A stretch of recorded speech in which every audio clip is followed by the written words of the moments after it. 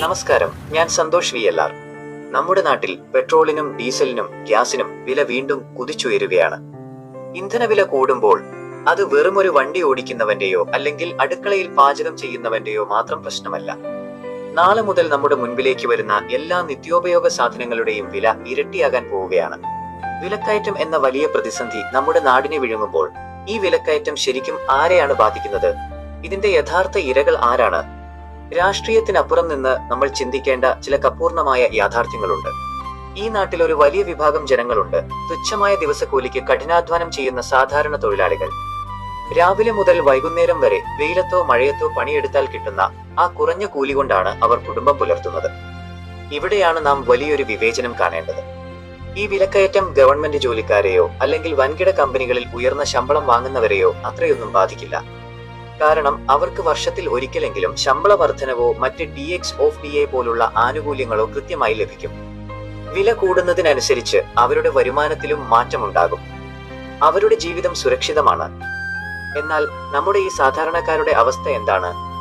റോഡരികിലും ബസ്സിലും ട്രെയിനിലുമൊക്കെ നടന്ന് ചെറിയ സാധനങ്ങൾ കച്ചവടം ചെയ്യുന്ന ചില പാവപ്പെട്ട മനുഷ്യരുണ്ട്.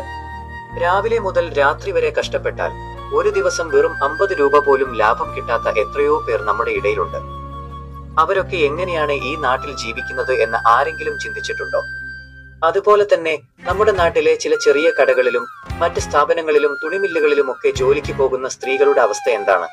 രാവിലെ മുതൽ വൈകുന്നേരം വരെ ഒരു വിശ്രമവുമില്ലാതെ നിന്ന് പണിയെടുത്താലും ഒരു ദിവസം 200 രൂപ പോലും കൂലി കിട്ടാത്ത എത്രയോ സ്ത്രീകളുണ്ട് നമ്മുടെ നാട്ടിൽ. ഇവരിൽ ഭൂരിഭാഗം പേരുടെയും കൂലി കഴിഞ്ഞ 5-10 വർഷമായി ഇതേ അവസ്ഥയിലാണ് നിൽക്കുന്നത്. ഇത് ഇനിയും കൂടാനും പോകുന്നില്ല. വരുമാനം ഒരടി പോലും മുന്നോട്ട് നീങ്ങുന്നില്ല. പക്ഷേ നിത്യോപയോഗ സാധനങ്ങളുടെ വില മാത്രം ദിവസേന മുകളിലേക്ക് പോവുകയാണ്. ഇനി ഇതിന്റെ മറ്റൊരു വശം നോക്കൂ. ഗാർഹിക വാണിജ്യ ആവശ്യങ്ങൾക്കുള്ള ഗ്യാസിന് വില കുത്തനെ കൂട്ടി. ഗ്യാസിന് വില കൂടിയ സാഹചര്യത്തിൽ ഹോട്ടലുകളിലെ ഭക്ഷണത്തിന് അവർ വില കൂട്ടി. ചായക്കടകളിൽ നമ്മൾ സാധാരണക്കാർ ആശ്രയിച്ചിരുന്ന 10 രൂപയുടെ ചായയ്ക്കും എണ്ണ പലഹാരങ്ങൾക്കും ഇപ്പോൾ 12ഉം 13ഉം ചിലയിടങ്ങളിൽ 15 രൂപയും വരെ എത്തി നിൽക്കുകയാണ്. ഞാൻ നേരത്തെ പറഞ്ഞ ഒരു ദിവസം 50 രൂപ പോലും ലാഭം കിട്ടാത്ത ആ പാവപ്പെട്ട കച്ചവടക്കാരൻ അല്ലെങ്കിൽ തൊഴിലാളി എങ്ങനെയാണ് ഒരു നേരം ചായക്കടയിൽ കയറി ഒരു ചായ കുടിക്കുക? ഒരു ചായയും പലഹാരവും കഴിച്ചാൽ അവരുടെ അന്നത്തെ വരുമാനത്തിന്റെ പകുതിയും തീരും. ഇവിടെ സംഭവിക്കുന്നത് എന്താണെന്ന് വെച്ചാൽ, ഇന്ധനവില കൂടുമ്പോൾ കടകളിൽ വിൽക്കുന്ന സാധനങ്ങൾക്ക് വില കൂടും.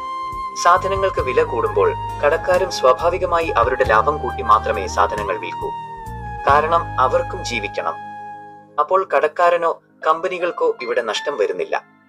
ഫലത്തിൽ ഇതെല്ലാം അനുഭവിക്കുന്നത്, ഇതിന്റെ എല്ലാം അന്തിമഭാരം ചുമക്കേണ്ടി വരുന്നത് പാവപ്പെട്ട സാധാരണക്കാരൻ മാത്രമല്ലേ? മറ്റൊരു പ്രധാനപ്പെട്ട കാര്യം കൂടി ഇവിടെ പറയേണ്ടതുണ്ട്. നമ്മുടെ നാട്ടിൽ സ്ത്രീകളുടെ അവകാശങ്ങൾക്ക് വേണ്ടിയും സ്ത്രീ ശാക്തീകരണത്തിന് വേണ്ടിയും സംസാരിക്കാൻ ആയിരക്കണക്കിന് സംഘടനകളുണ്ട്. രാഷ്ട്രീയ സംഘടനകൾ, സാംസ്കാരിക സംഘടനകൾ, അങ്ങനെ വലിയൊരു നിര തന്നെയുണ്ട്. പക്ഷേ ചോദിക്കട്ടെ, ഈ പാവപ്പെട്ട സ്ത്രീകളുടെ കൂലി കൂട്ടാൻ വേണ്ടി സംസാരിക്കാൻ ഇതിലേതെങ്കിലും ഒരു സംഘടന മുന്നോട്ട് വരുന്നുണ്ടോ? ഒരു ദിവസം 200 രൂപയിൽ താഴെ കൂലി വാങ്ങി ജീവിക്കുന്ന സ്ത്രീകളുടെ അവകാശങ്ങൾക്ക് വേണ്ടി ശബ്ദമുയർത്താൻ ഇവിടെ ആരുമില്ല. അത്രമാത്രമല്ല, നമ്മുടെ സമൂഹത്തെ ഇന്നും കാർന്നു തിന്നുന്ന സ്ത്രീധന സമ്പ്രദായത്തിനെതിരെ, സ്ത്രീധന പീഡനങ്ങൾക്കെതിരെ സ്ത്രീകൾക്ക് വേണ്ടി ആത്മാർത്ഥമായി സംസാരിക്കാൻ എന്തിനൊരു സംഘടന പോലും ഇവിടെ രംഗത്തിറങ്ങുന്നില്ല. വലിയ വലിയ പ്രസംഗങ്ങളും പ്രഖ്യാപനങ്ങളും നടത്താൻ ആളുകളുണ്ട്. പക്ഷെ താഴെത്തട്ടിൽ ജീവിക്കുന്ന സ്ത്രീകളുടെ യഥാർത്ഥ പ്രശ്നങ്ങൾ പരിഹരിക്കാൻ ഇവിടെ ആർക്കും താല്പര്യമില്ല. ഇതാണ് നമ്മുടെ നാട്ടിലെ ക്രൂരമായ യാഥാർത്ഥ്യം. സാധാരണക്കാരന്റെ ചോര ഊറ്റിക്കുടിക്കുന്ന ഈ വിലക്കയറ്റ നയങ്ങളെക്കുറിച്ചും അവരെ സംരക്ഷിക്കാൻ ആരുമില്ലാത്ത ഈ അവസ്ഥയെക്കുറിച്ചും നിങ്ങൾക്ക് എന്താണ് പറയാനുള്ളത്? വരുമാനം കൂട്ടാതെ സാധനങ്ങളുടെ വില മാത്രം കൂട്ടുന്ന ഈ രീതി ഇനിയും തുടരണോ? നിങ്ങളുടെ കൃത്യമായ അഭിപ്രായങ്ങൾ താഴെ കമന്റ് ചെയ്യൂ. ഈ വീഡിയോ പരമാവധി ആളുകളിലേക്ക് ഷെയർ ചെയ്യുക. ഞാൻ സന്തോഷ് VLR. നന്ദി, നമസ്കാരം.